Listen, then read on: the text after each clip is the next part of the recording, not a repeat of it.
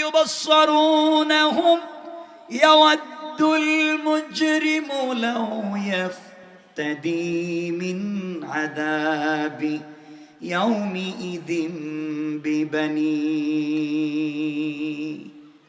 গোলাম মাথাটাকে মটকায়া পিছন দিকে করে দেওয়া হয়েছে, হাতটা বুকের ভিতর দিকে ঢুকাইয়া পিছনে নেওয়া হয়েছে। আল্লাহর কাছে বলছে, আল্লাহ তাআলা আমার সন্তান আজকে আমাকে চিনল না, যার জন্য এত কিছু করলাম, মেয়েদের জন্য সুন্দর স্বামী খুঁজে আমি বিয়ে দিলাম, ছেলেদের জন্য বাড়ি গাড়ি করলাম, গোটা জিন্দেগি গাদার মতো কাটাইয়া দিলাম, মাথার গাম পায়ে ফেলে টাকা ইনকাম করলাম। আয় আল্লাহ, জমিনে কাজ করতে গিয়া বৃষ্টিতে কাপড়ে ভিজেছে, এই জমিনে রোদে আবার কাপড় শুকিয়েছে, যা করেছে সন্তানের জন্য নিমক হারাম। এই সন্তান আজকে আমাকে চিনল না, ইয়াউমি ইদিম বিবানি। আয় আল্লাহ, আমার সন্তানের হাতে পায়ে বেড়ি লাগাও, শিকল লাগাও, আমার সামনে টাইনা টাইনা জাহান্নামে নিয়ে যাও। আমি বাপকে আজকে চিনে না, আমার সন্তানগুলাকে বেঁধে রাখো, আমার সন্তানের হাত পা বেঁধে রাখো, বিনিময়ে আমাকে ছেড়ে দাও। আল্লাহ বলবেন, গোলাম রে, তোমার সন্তানগুলাকে বাঁধতে পারি, তুমি জামিন হিসাবে সন্তান দিতে পারো, কিন্তু সন্তান দিলেই তোমাকে ছেড়ে দেব না।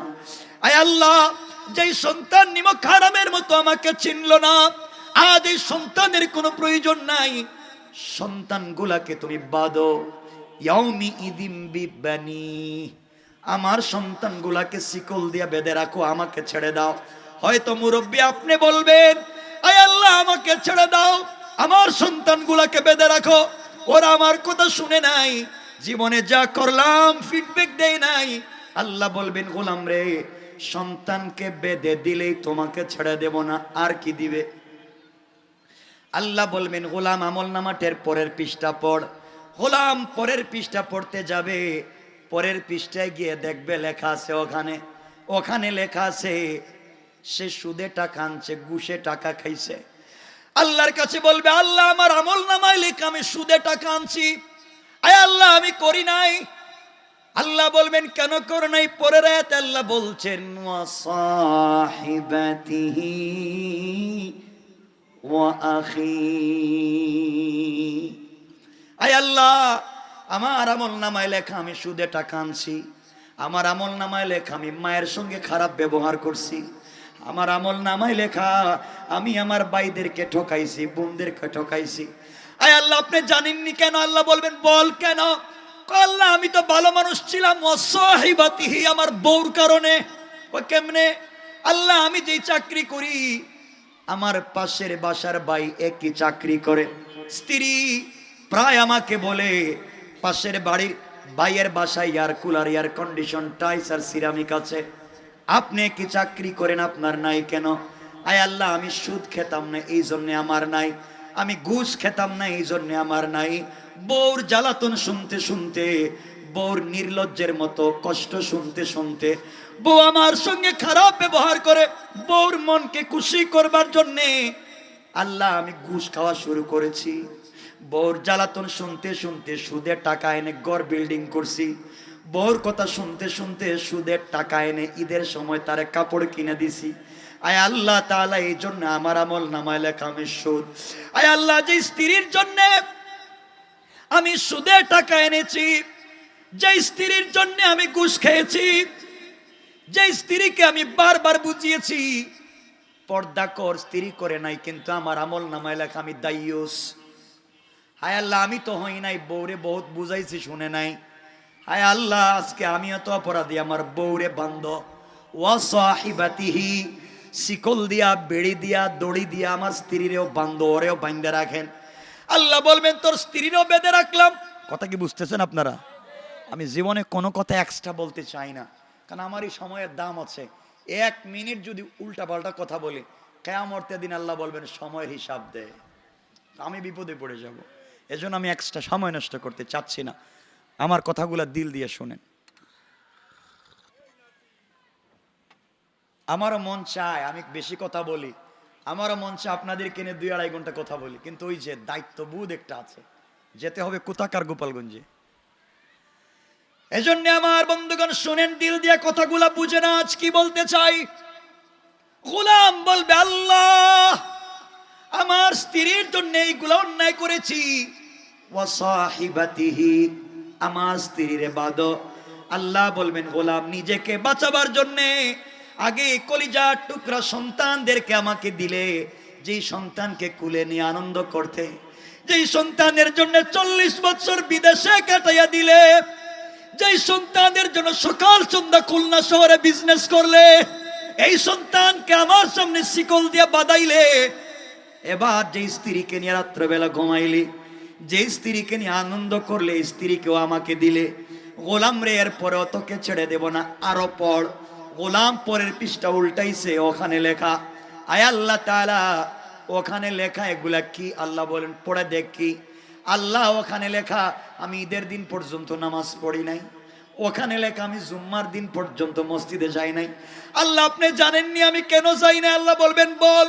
গোলাম বলতেছে ও আখি, আয় আল্লাহ আমি ছিলাম বড় ভাই, আমার পরিবারে ছোট ছোট ভাই বোন ছিল, বাবা মারা গিয়েছে, ছোট ছোট ভাই বোনদের দায়িত্ব আমার উপরে ছিল।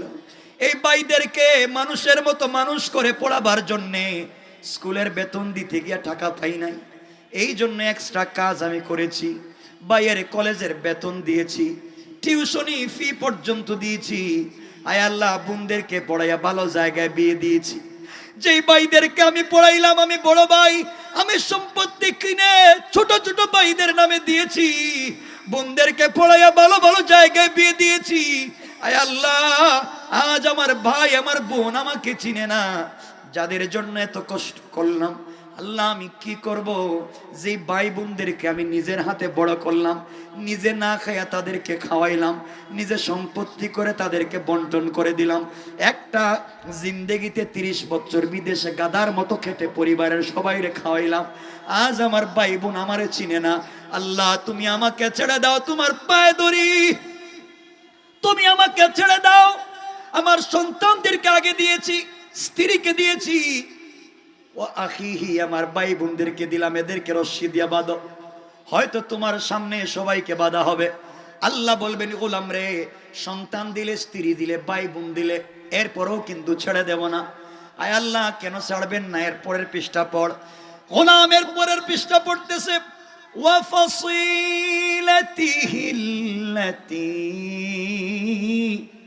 তুমি। আয় আল্লাহ এর পরের পৃষ্ঠা এগুলা কি লেখা রাখছেন? আল্লাহ বলবেন কি এখানে লেখা দেখতো? আল্লাহ লেখা আমি আইসগাতির কোন মানুষের মাথায় বাড়ি মারছি। আয় আল্লাহ লেখা আমি রূপসা কার জমি নাকি দখল করছি। আয় আল্লাহ এগুলা কি লেখা? আমি নাকি কার মাথায় বাড়ি মারছি? আল্লাহ আমি করি নাই। আল্লাহ বলবেন তুই তো মারছস লেখা, তুই বাড়ি মারছস, তুই আর একজনের দোকানে চান্দা চাইছস। আয় আল্লাহ আমি করি নাই। আমার দলের লিডার আমাকে বলছে, আমার দলের নেতা বলছে, এই দলের কর্মীরা আচ্ছা মতো পিটাইয়া হাত পা ভেঙ্গে দে, যাক দেখার আমি দেখব। কথা বলেন না কেন? আমার দলের লিডার আমাকে বলছে আমি অমুককে তুই পিটাইয়া আয়, আমি অমুকরে পিটাইছি, অমুকের বাড়িতে আগুন দে, আমি অমুকের বাড়িতে আগুন দিয়েছি, অমুকের গাড়ির গ্লাস ভাঙ, আমি তো ভাঙছি। আয় আল্লাহ অমুকের কথায় আমার নেতার কথায় তো এগুলা করছি, তাহলে আমার নামে লেখা কেন? ও ফাসিলাতিহিল্লাতী তুই, আমার আমল নামায় লেখা আমি যেন কার মাথায় বাড়ি মারছি। আল্লাহ আমি মারি নাই, তাহলে কে মারছে? আয় আল্লাহ আমার গোষ্ঠীর মুরব্বী আমারে বলছে মার, আমার গোষ্ঠীর মুরব্বী বলছে পাশের গোষ্ঠীর সঙ্গে আমাদের মারামারি, বলছে লাঠি দিয়ে মাথায় বাড়ি মার। আল্লাহ আমি তো মারছি, মাথা তো 2 টুকরা, 10টা সেলাই রাখছে, আমি তো করি নাই, আমার গোষ্ঠীর মুরব্বী বলছে মার, এই জন্য মারছি। আয় আল্লাহ তাআলা আমার আমল নামায় লেখা আমি চান্দাবাজি করছি, আমি করি নাই। আমার এলাকার মডল লিডার আমাকে বলছে দোকানের চান্দা তুল, অর্ধেক আমারে অর্ধেক তোরে। কথা বলেন না কেন? ঠিক বলতেছি না মিথ্যা বলতেছি? আয় আল্লাহ আমি তো করি নাই। এক তো আমার গোষ্ঠীর মুরব্বী বলছে, এক আমার দলের লিডার বলছে, এলাকার মুরব্বী বলছে, ওদের কারণে এগুলা করছি। আয় আল্লাহ সব দেখি আমার আমল নামায় লেখা, একটাও ছুটলো না। আল্লাহ বলছেন ফামাইয়ামাল মিসকালা যাররাতিন خيرا يره ومن يعمل مثقال ذرة شرا يره আল্লাহ বললেন গোলাম মনে আছে কি আমি আল্লাহ কোটি কোটি বছর আগে কোরআনের 30 নম্বর পারায় জানায়া দিয়েছিলাম সরিষার দানা পরিমাণ ভালো কাজ করলে তারও হিসাব নিব, সরিষার দানা পরিমাণ খারাপ করলে হিসাব নিব। এখন আরেকজনের মাথায় বাড়ি দিয়ে ফাটাইলি, আরেকজনের দোকান থেকে চান্দা উঠাইলি, তাহলে আমি কেন হিসাব নিব না? আয় আল্লাহ আমার কাছ থেকে নিচ্ছেন কেন? আমার দলের লিডারে বাঁধেন, আমার এলাকার মুরব্বীরে বাঁধেন, আমার গ্রামের আমার গোষ্ঠীর নেতারে বাঁধেন। আল্লাহ বললেন বাদলাম, তোর মুরব্বীরে বাদলাম, গোষ্ঠীর নেতারে বাদলাম, দলের লিডারে বাদলাম, গোলাম কিন্তু তোকে ছেড়ে দেব না। গোলাম এবার বলছে আল্লাহ তাআলা আপনাকে আমার সন্তান দিলাম, আমার বউ দিলাম, মা বাপ দিলাম, ভাই বোন দিলাম, এলাকার মুরব্বী দিলাম, লিডার দিলাম, সব দিলাম, এরপরে ছাড়বেন না কেন?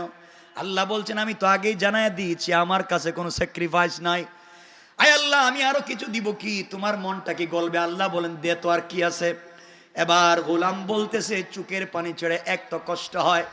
গোলাম এবার জবাব দিয়ে বলতেছে আল্লাহ ওয়ামান ফিল আরদি জামিআন সুম্মা ইউনজি।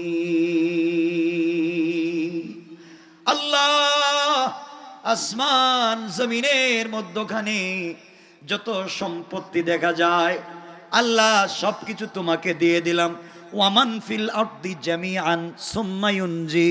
আয় আল্লাহ জমিনে যা চোখে দেখা যায় যত সম্পত্তি আছে সব তোমারে দিয়ে দিলাম, এরপরে সুম্মা ইউনজি তুমি আমাকে ছেড়ে দাও। কথাগুলো বুঝেন। আল্লাহ বলবেন গোলাম আপনারা মনে করতেছেন এত কিছু দিয়েছে, আল্লাহর মন তো গলার কথা, কারণ রহমান রহিম না? আপনাদের কি এই ওয়াজ করবে এইসব বক্তারা যে আল্লাহ রহমান আল্লাহ রহিম সব মাফ কইরা দিবে? এখন বুঝেন সব মাফ। এখন বুঝেন গোলাম সব প্রথমে নিজের ছেলে মেয়ে দিছে, বউ দিছে, ভাই বোন দিছে, মা বাপ দিছে, দলের লিডার দিছে, এলাকার মুরব্বী দিছে, গোষ্ঠীর মুরব্বীরে দিছে, আসমান জমিনের সব সম্পত্তি দিছে। আর আছে কিছু দেওয়ার? কথা বলেন না কেন? না আপনারা বলেন আপনারা দেওয়ার কিছু আছে? আর কিছু আছে? কারণ একদিকে তো হাত তো বুকের ভিতর দিয়ে ঢুকায় পিছন দিকে রাইকে দিছে, তখন কি দিবেন? আল্লাহ বলবেন গোলাম তোর দেওয়া শেষ। আল্লাহ আমার আর কিচ্ছু নাই, যা ছিল সব দিয়ে দিছি, একটা বার ছাইড়া দেও না। এবার আল্লাহ বলতেছেন শোন, এতক্ষণ তোর ওয়াজ শুনছি, এখন আমার ওয়াজ শুন। এটাই আমার আলোচ্য আয়াত। এবার আল্লাহ বললেন গোলাম তোর ওয়াজ শেষ, যা দিছস এখন শোন। আয় আল্লাহ একটু বলেন না দেখি কি রায় দেন। এবার আল্লাহ রায় ঘোষণা করবেন। জামি সবার বক্তব্য শুনলেন, বাদী বিবাদীর কথা শুনলেন, জামিনদারদেরকে জামিন দিলেন। আল্লাহ বলবেন তোর জামিনও ঠিক আছে, জামিনদারও দেখলাম, সবগুলারে রশি দিয়ে বাঁধলাম, তোর বক্তব্য শুনলাম, এখন আমি আজকের বিচারক, আমার বক্তব্য শুন। রায় কে দিচ্ছেন? সবাই বলা লাগবে, আরো জুড়ে বলেন কে? এবার আল্লাহ জবাব দিচ্ছেন গোলাম আমি রায় দিচ্ছি। সবাই মনে মনে ভাবতেছে গোলাম নিজের সন্তান দিয়েছে, মা বাপ দিয়েছে, ভাই বোন দিয়েছে, স্ত্রী দিয়েছে, লিডার দিয়েছে, এত কিছু দেওয়ার পরে আল্লাহ কেন জামিন দিবে না? সব সম্পত্তি আল্লাহরে দিছে, নিশ্চয় আল্লাহ জামিন দিবেন। আল্লাহ দাঁড়াইয়া বলবেন গোলাম রে কাল্লা ইন্নাহা লাযা, কখনো না, আজ তোকে কাল্লা কখনো ছেড়ে দেব না। ইন্নাহা লাযা, তোকে আমি আগুন দিয়া জ্বালাবো। নাউজুবিল্লাহ, জুড়ে বলে। কি বুঝলেন? গোলাম বলছে আল্লাহ এত কিছু দেওয়ার পরে তোমার মনটা গলল না, তুমি আমাকে বলছো ইন্নাহা লাযা, আগুন দিয়ে জ্বালাইবেন। আল্লাহ একটু কম আগুন দিয়ে, আগুনটা যেন একটু কম হয়, আমি কষ্ট সহ্য করতে পারবো না। পরের আয়াতে আল্লাহ জবাব দিচ্ছেন, এরপরে আয়াতে আল্লাহ জবাব দিচ্ছেন নাযাতাল লিশাওয়া। আল্লাহ বলছেন গোলাম এমন আগুন দিয়ে জ্বালাবো, যেই আগুনে চামড়া জ্বালাবে, হাড্ডি জ্বালাবে, গুস্ত জ্বালাবে, চামড়া হাড্ডি গুস্ত জ্বালাইয়া পানি করে দেবে, কিন্তু তোর রূহকে জ্বালাবো না, মরতে দিব না। আগুন দিয়ে জ্বালাবো, রূহ জ্বলবে না, হাড্ডি জ্বলবে, গুস্ত জ্বলবে, চামড়া জ্বলবে। এক পৃথিবীর 1 সেকেন্ডে 1 কোটি বার জ্বালাবো, কিন্তু তোকে মরতে দেব না। আয় আল্লাহ অমনি তুমি আমাকে বাঁচাবা না, আল্লাহ বলবেন যাদের কথায় নাফরমানি করলে, যে বউর কথায় ঘুষ খাইলে, যে সন্তানদেরকে বড় করবার জন্য নাফরমানি করলে, তাদেরকে ডাক দে, তাদউ মান আদবারা ওয়া তাওয়াল্লা, ডাক দে, আসবে না। আল্লাহ বলবেন গোলাম তোর না টাকা পয়সা আছে, জীবনে বহুত টাকা পয়সা না, তুই পাবলিকরে বলতে আমার টাকা আছে, নদীর পানি শুকিয়ে যাবে, রূপসা নদীর পানি শুকিয়ে যাবে, আমার টাকা শেষ হবে না। তুই টাকা দিয়া ক্ষমতা কিনেছস, টাকা দিয়া গরিবের ছেলের মাথায় বাড়ি দিয়েছস, টাকার দিয়া চাকরি কিনেছস, টাকা দিয়া গরিবের বাড়ি দখল করেছস। আজ পারলে টাকা দিয়া বাঁচ। ও জামা তোর সম্পত্তি আছে কিন্তু আগুন দিয়ে জ্বালাবো, আমি রব ছাড়া আজ তোরকে কেউ বাঁচাতে পারবে না। আমি কি বানাইয়া বলতেছি?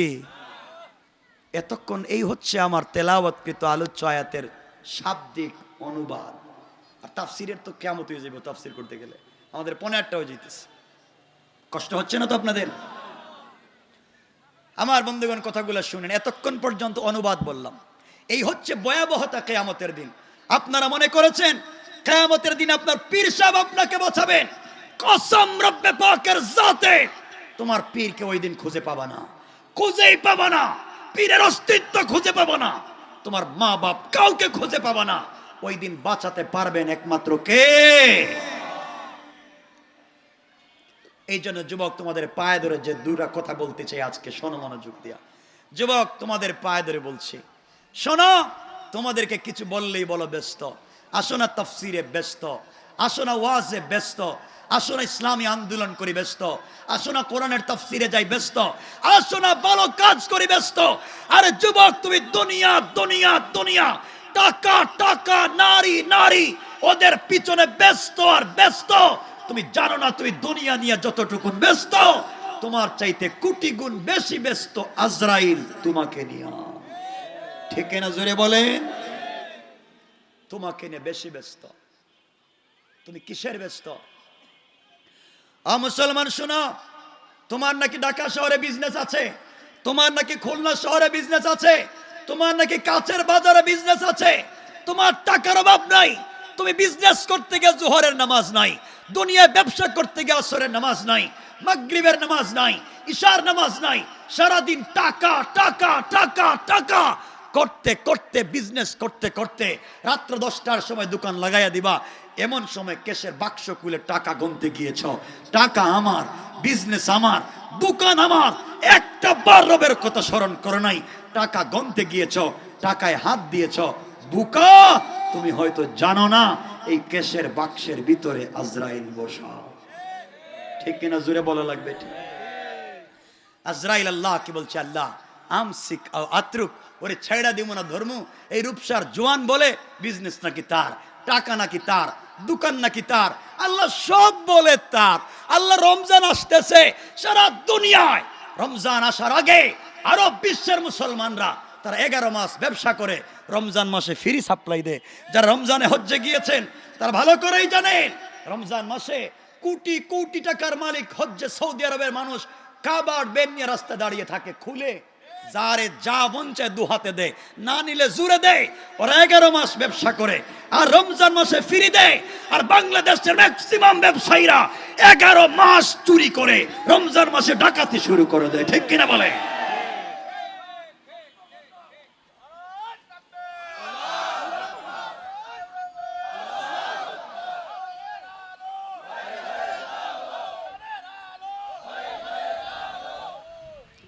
কথাগুলো শোনেন কি বলতে চাই। আমার বন্ধুগণ বুঝেন, আজকে কষ্ট হচ্ছে না তো আপনাদের? কথাগুলা দিল দিয়ে বুঝেন কি বলতে চাই। আমাদের রমজানের প্রস্তুতি কোথায়? যারা বিজনেস করেন, যারা গ্রোসারি সামগ্রী, তেল পেঁয়াজ রসুনের ব্যবসা করেন, তাদের রমজানের প্রস্তুতি হচ্ছে যত পারো মাল গুদামজাত করো। ঠিক কিনা বলেন? এটা রমজানের প্রস্তুতি। যারা কাপড়ের ফ্যাক্টরি আছে, কাপড়ের ফ্যাক্টরি, এদের রমজানের প্রস্তুতি হলে নতুন ডিজাইনের কাপড় মার্কেটে নিয়ে আসো। ঠিক কিনা বলেন? যাদের কাপড়ের দোকান আছে, এদের রমজানের প্রস্তুতি হচ্ছে বিভিন্ন মার্কেট থেকে কাপড় এনে স্টক করো। ঠিক কিনা বলেন না কেন? যারা নাটক বানায়, এদের রমজানের প্রস্তুতি হচ্ছে ঈদের নাটক বানাতে হবে। যারা সিনেমা বানায়, যারা ফিল্ম তৈরি করে, এদের রমজানের প্রস্তুতি হচ্ছে ঈদের সময় নতুন ছবি মুক্তি দিতে হবে। ঠিক কিনা বলেন? আর রমজানের প্রস্তুতি হওয়া দরকার ছিল আমাদের, এগুলা নয়। রমজানের প্রস্তুতি হওয়া দরকার ছিল। রব বলছেন 11 মাস ইচ্ছা মতো ঘুরাইছে গোলাম, আমি রমজানুল মুবারকে তোর কাছাকাছি থাকবো, শয়তানকে বেঁধে রাখবো। আমি রমজানের এক একটা মিনিটে কোটি কোটি জাহান্নামীকে মাফ করে দেব। তুই আমার কাছে আয়, কথা দিলাম সব মাফ করে দিব। আল্লাহু আকবার। রমজানে গোলাম কাছে যায় না। আমার তো কষ্ট হয় রমজানে 2-3 দিন 4-5 দিন তারাবিতে নামাজের মানুষের অভাব নাই। লাস্টের দিকে যখন আল্লাহর রহমত বেশি দেন, তানাজ্জালুল মালাইকা ওয়ার রূহু ফিহা, যখন ফেরেশতা রহমত নিয়ে নাজিল ও নাজাত দিতে শেষ 10 দিন, এই 10 দিন মুসল্লির মাইক্রোস্কোপ লাগায় মসজিদে নাই। হেরা কই? হেরা মার্কেটে গেছে গা। ঠিক কিনা বলে? আল্লাহকে বুঝলাম না, আমি এলাম রহমত নিয়ে, হে দেখি মার্কেটে। আমি ভুল বলতেছি কথাগুলা? যুবক তোমাদেরকে বলছি, শোনো, তোমার নাকি পাসপোর্টে স্টুডেন্ট ভিসায় তুমি কানাডা চলে যাচ্ছ, তুমি নাকি আমেরিকা চলে যাচ্ছ, তুমি নাকি স্পাউস ভিসা ইংল্যান্ডে চলে যাচ্ছ, তুমি আমেরিকা, অস্ট্রেলিয়া, কানাডা, সুইজারল্যান্ডে চলে যাচ্ছ। আর যুবক, তুমি চলে যাবে একটা ওয়েস্টার্ন কান্ট্রিতে, ফ্রিডম লাইফকে স্পেন্ড করবা। তুমি নিজেকে খুব সুন্দর করে সাজাচ্ছ, গুছাচ্ছ, সবার কাছ থেকে বিদায় নিচ্ছ। রূপসার যুবক, আগামীকালকে যশোর বিমানবন্দর থেকে তোমার ফ্লাইট দুপুর 2টায়, চলে যাবা। এই জন্য বন্ধু বান্ধবের কাছ থেকে বিদায় নিচ্ছ, আত্মীয় স্বজনকে টেলিফোন দিচ্ছ, শেষ পর্যন্ত গার্লফ্রেন্ডেও টেলিফোন দিয়ে বলছো, দোস্ত চলে যাচ্ছি, আসলে বিয়ে করব। ঠিক? এটা ঠিক কেমনে? এটা খারাপ কাজ। সব ঠিক, সবার কাছ থেকে বিদায় নিচ্ছ, দেশে বিদেশে সব বন্ধু বান্ধবের কাছ থেকে বিদায় নিচ্ছ। বিদায় নিয়ে লাগেজ ব্যাগেজ রেডি করে রাত্রবেলা তোমার ঘর এয়ার কন্ডিশন, এয়ার কুলার, টাইস আর সিরামিক। যে বালিশে ঘুমাইছ, হয়তো বালিশের দাম 50,000 টাকা। যে বেডে ঘুমিয়েছ, বেডের দাম 1 লক্ষ টাকা। যেই খাটে শুয়েছ, খাটের দাম হয়তো 5 লক্ষ টাকা। আরে যুবক, তুমি 5 ফুট বালিশের নিচে রাখছো, সকালবেলা তুমি চলে যাইবা। এই জন্য তুমি মাথাটা বালিশে রাইখা কি গম সবার কাছ থেকে বিদায় নিলা, খুঁজে খুঁজে বন্ধু বান্ধব আত্মীয় স্বজনের কাছ থেকে বিদায় নিলা, কিন্তু রবকে একটা বার বুঝলা না, রবকে একটা বার স্মরণ করলা না। তুমি যখন ঘুমাইয়া, তুমি জানো না যুবক, হয়তো তোমার বালিশের নিচে আজরাইল বসা। ঠিক কিনা বলেন? আজরাইল আল্লাহরে বলছে, আল্লাহ, ও বলছে তার পাসপোর্টে ভিসা আছে, ওনাকে আগামীকালকে আমেরিকা, ইউরোপ চলে যাইব। আল্লাহ একটা বার তোমার কথা স্মরণ করে নাই।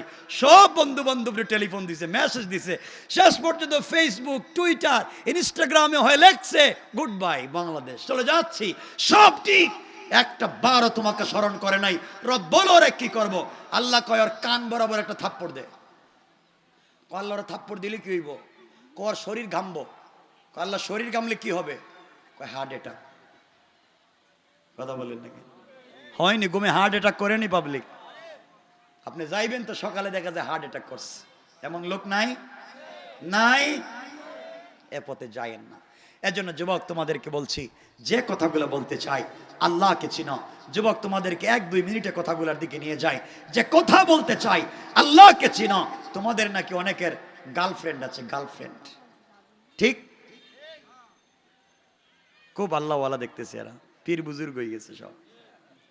যুবক তোমাকে কি বলতে চাই, তুমি প্রেমিক, এই তো আমিও প্রেমিক, তুমিও প্রেমিক, তুমি ভুল জায়গায় প্রেম করতেছ।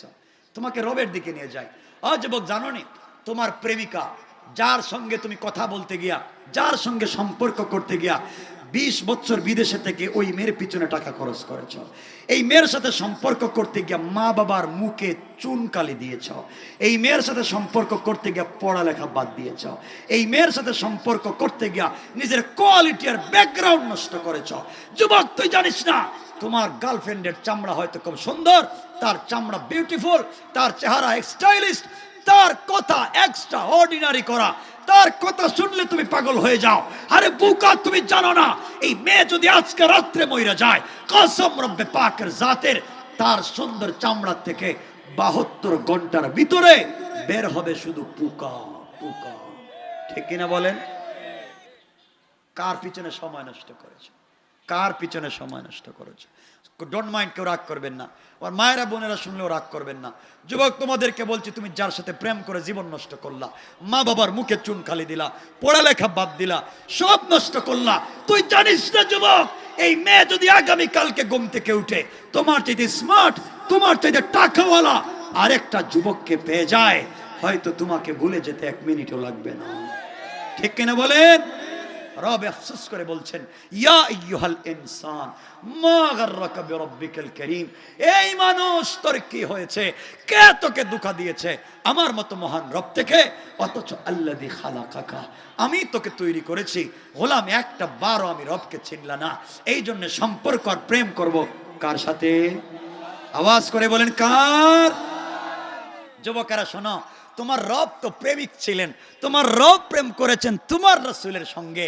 আল্লাহ তো বলেছেন, মাঝে মাঝে ডাক দিতেন আমার রাসূলকে, ডাক দিয়ে বলতেন, ইয়া আইয়ুহাল মুদাসসির ইয়া আইয়ুহাল মুজাম্মিল কুম ফাআনজির ওয়া রাব্বাকা ফাকাব্বির ওয়া সিয়াবাকা ফাতাহির, ও চাদরওয়ালা চাদর খোলো, কম্বলওয়ালা কম্বলের নিচ থেকে বের হও।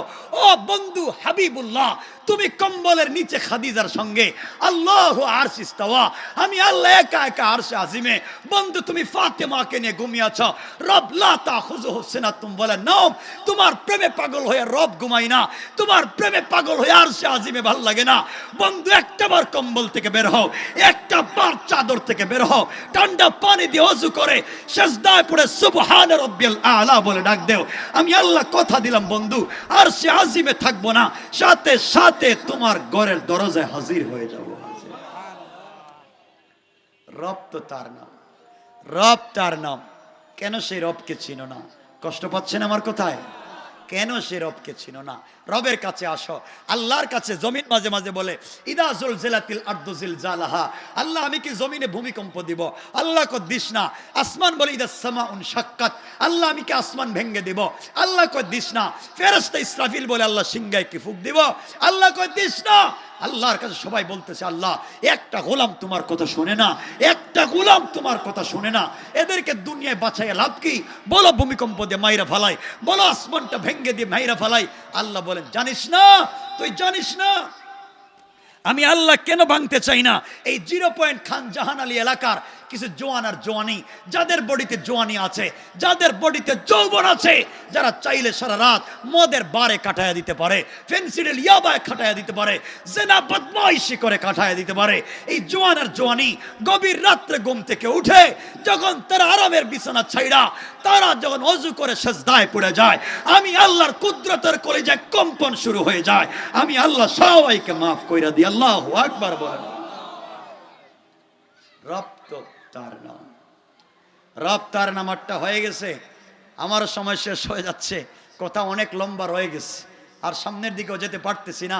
কষ্ট পাচ্ছেন না তো আপনারা? কথাগুলো বুঝেন কি বলতে চাই?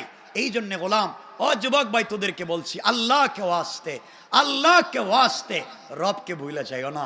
রবের সাথে সম্পর্ক করো, রবের কাছে চাইলেই তো পাওয়া যায়। আমি বলছিলাম একটা আমল বলবো, কিন্তু আমল বলতে গেলে আমার সময় চলে যাবো অনেক বেশি, আমি অনেক দূরে যাবো, আমি তো অনেক দূরে যাওয়া লাগবে।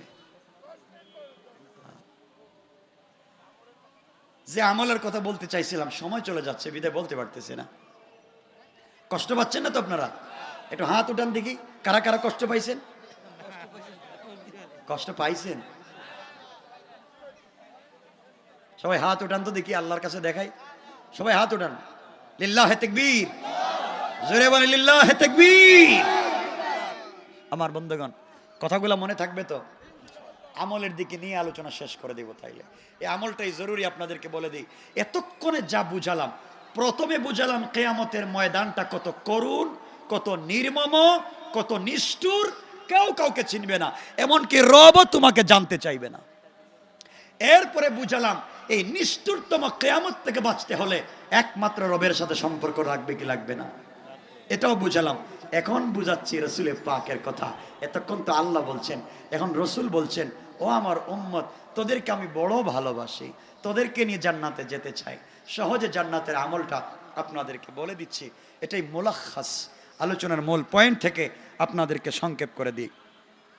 আমার বন্ধুগণ, আমার ভাইয়ের, একবার রসুলের পাক সাল্লাল্লাহু আলাইহি ওয়াসাল্লাম তারিখ ইবনে জারির তাবারিতে আল্লামা জুলফিকার নকশবন্দি খুতবাতে জুলফিকার নকশবন্দিতে নিয়ে এসছেন। কথাটা মনে রাখবেন। রাসূল একবার মদিনার মসজিদে বসা। কোথায়? সবাই বলেন না। মদিনার মসজিদে বসা, সাহাবায়ে কেরাম বসা। নবীজি বলেন, আলী কোথায়? আলী দাঁড়িয়ে গেলেন। ইয়া রাসূলুল্লাহ, এই যে আমি। নাচো কাছে, কাছে আসো কাছে। আলী কাছে আসলেন। রাসূল বলছেন, আলী আমি কি এমন কোন আমলের কথা তোমাকে বলে দিব?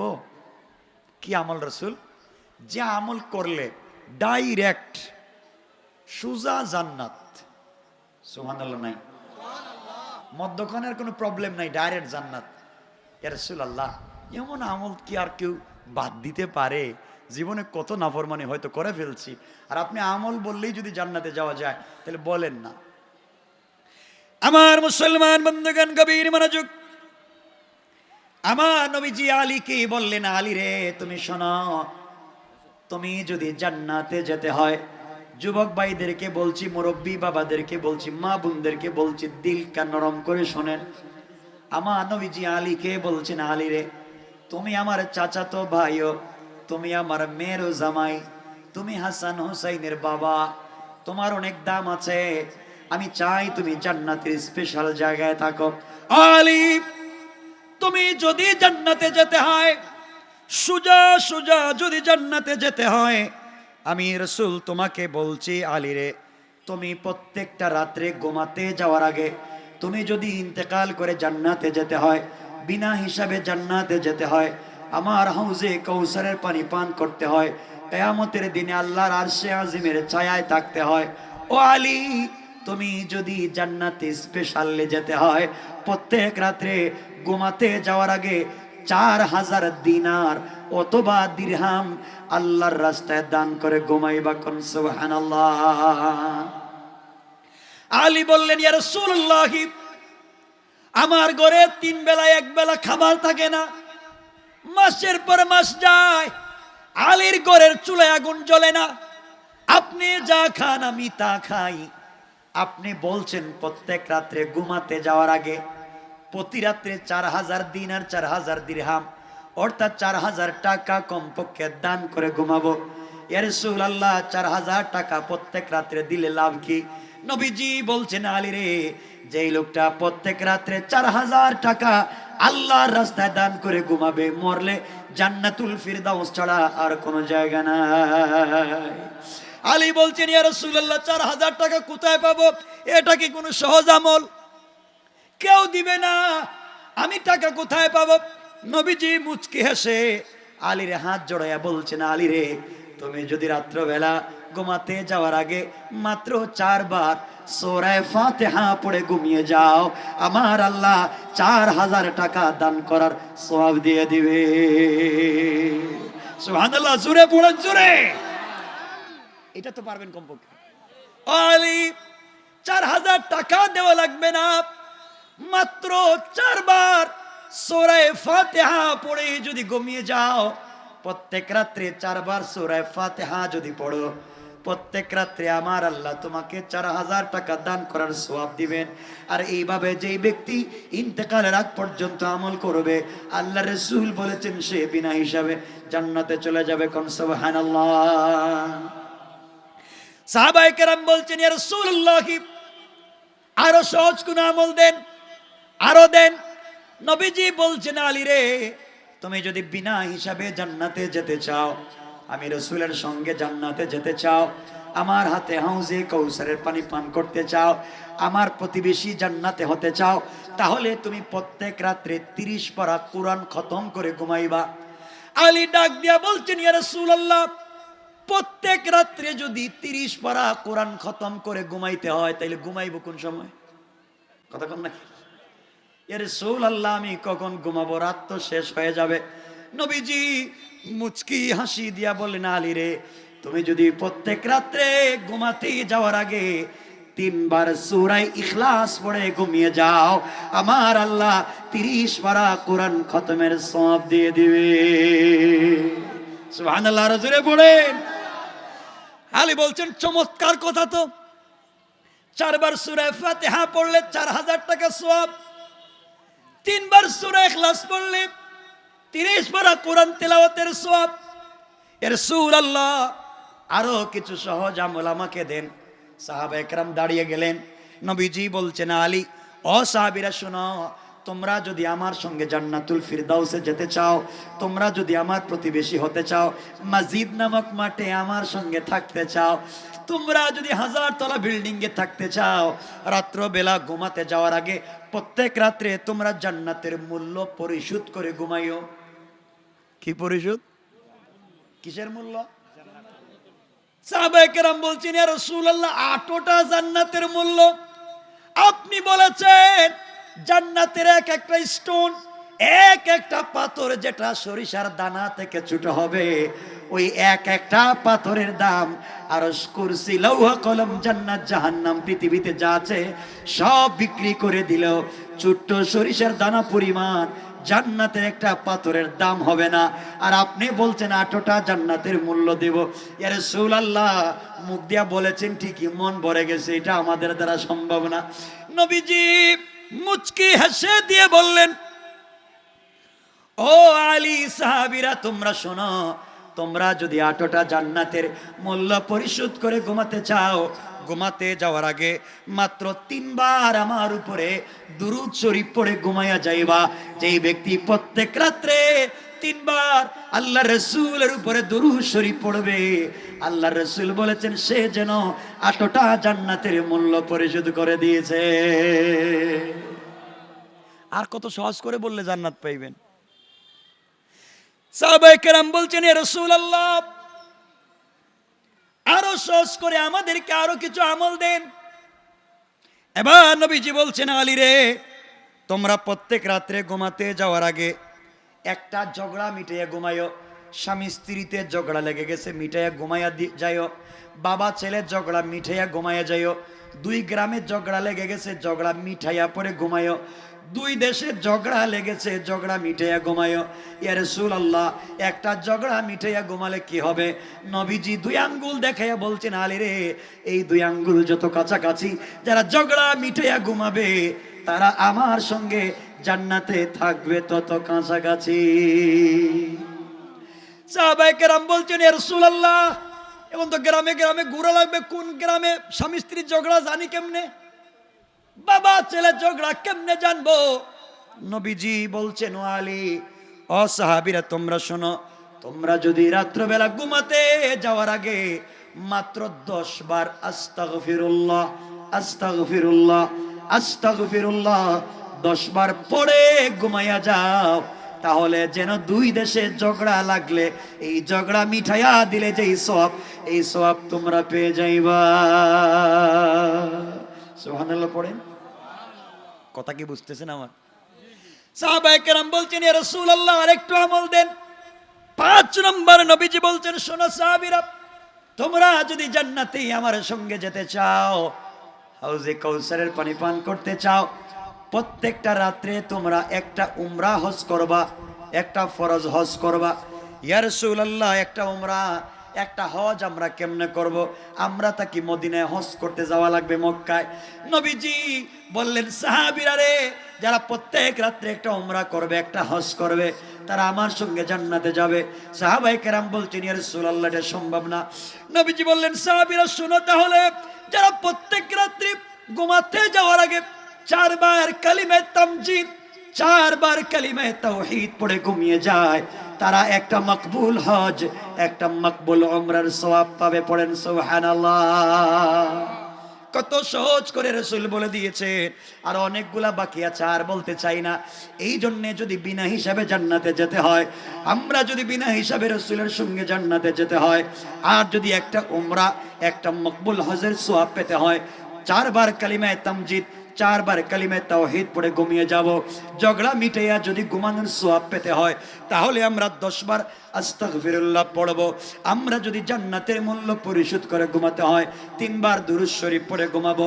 আমরা যদি 30 পারা কোরআন খতমের সওয়াব পেতে হয়, 3 বার সূরা ইখলাস পড়ে ঘুমাবো। আমরা যদি 4000 টাকা দান করার সওয়াব পেতে হয়, 4 বার সূরা ফাতিহা পড়ে ঘুমাবো। রাসূল বললেন এই 4 কাজ, এই 5 কাজ যারা প্রতিদিন করবে তারা মরবে আর জান্নাতুল ফিরদাউসে চলে যাবে, মধ্যখানে আর কোনো বাধা নাই। কোন সুবহানাল্লাহ, আল্লাহু আকবার বলেন।